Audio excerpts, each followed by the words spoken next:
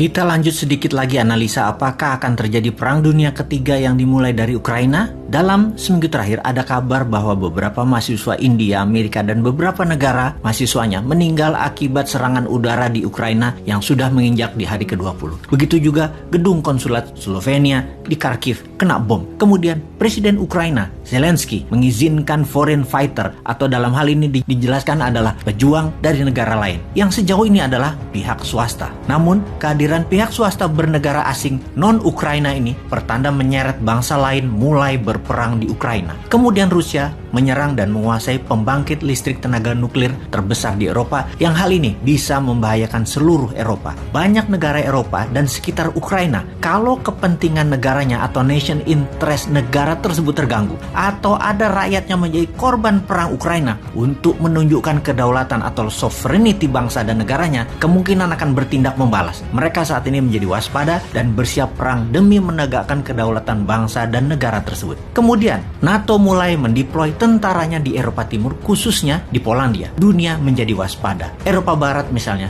ketika Presiden Prancis Macron berbicara 90 menit dengan Putin minggu lalu, dalam dialog tersebut Macron mengatakan Prancis tidak berperang dengan Rusia. Bagi pengamat, setidaknya kata-kata tersebut adalah belum. Di sisi Rusia, dengan jelas Putin mengatakan Rusia menginginkan seluruh Ukraina. Di mana setelah dialog 90 menit ini dilakukan, Macron menjelaskan kepada media, the worst is yet to come, atau peristiwa terburuk sebentar lagi akan terjadi. Yang jadi pertanyaan, seperti apa yang dimaksud dengan situasi buruk yang akan terjadi? Akankah meluas ke seluruh Eropa? Akankah konflik militer ini melebar ke seluruh dunia? Oke sahabat, saat ini sesungguhnya dunia sedang menghadapi multiple war di banyak wilayah. Banyak konflik dan banyak ketegangan di banyak tempat. Misalnya di sisi Asia Indo-Pasifik, Tiongkok berkonflik dengan Taiwan. Tiongkok juga berkonflik dengan banyak negara ASEAN, yaitu Vietnam, Malaysia, Brunei, dan Filipina. Dalam masalah Nine Dot Line di Laut Utara Natuna, Tiongkok tidak ada masalah dengan Indonesia karena Indonesia menyerah kepada Tiongkok dalam Nine Dash Line ini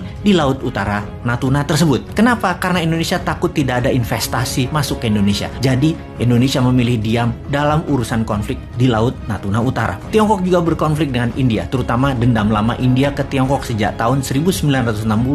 Tiongkok pernah menyerang India. Di perbatasan Tiongkok-India saat ini selalu tegang. Juga konflik antara Iran dan Israel. Kita tahu, dalam posisi aliansi, Iran itu aliansinya ke Rusia, Israel itu aliansinya ke Amerika dan Inggris. Juga Iran berkonflik dengan Amerika di Teluk Hormuz. Amerika dengan Kuba juga perang panjang. Perang Israel-Palestina, perang Yaman, semuanya tegang dan berperang. Di sisi semenanjung Korea, Korea Utara terus berkonflik dengan sekutu Amerika yaitu Korea Selatan dan Jepang. Jepang dengan Rusia rebutan kepulauan Kiril di utara Jepang, di mana Jepang baru saja klaim Kiril balik ambil dari Rusia, yang membuat ketegangan baru di utara Jepang. Ditambah lagi, baru saja peluru kendali India diluncurkan ke Pakistan. Walaupun dinyatakan salah sasaran dan India minta maaf, namun hati orang siapa tahu Pakistan bisa membalas dan menjadikan konflik militer terbaru. Saat ini banyak negara yang ingin menjadi pemain global anti New World Order, ingin menunjukkan kekuatan geopolitiknya. Jadi sulit kita mengabaikan bahwa efek perang di Ukraina tidak membawa negara lain masuk ke dalamnya. Kemungkinan masuk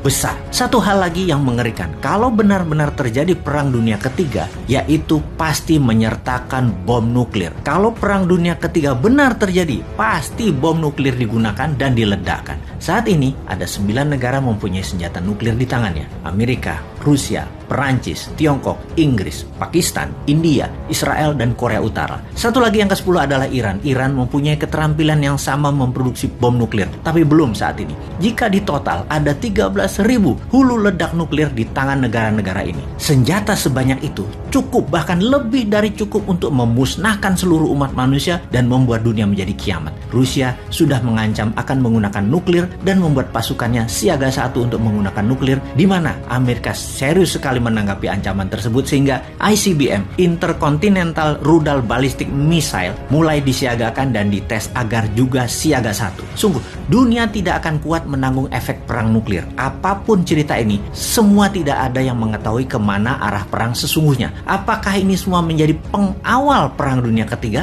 Kita pun tidak ada yang tahu. Pertanyaan selanjutnya, apakah ini ujung dari post-Cold War era? Atau ini nantinya tidak jadi perang dunia ketiga yang melibatkan nuklir, namun menjadi New Cold War atau Cold War II atau Perang Dingin Jilid 2? Perang Dingin Jilid 2 mungkin terjadi.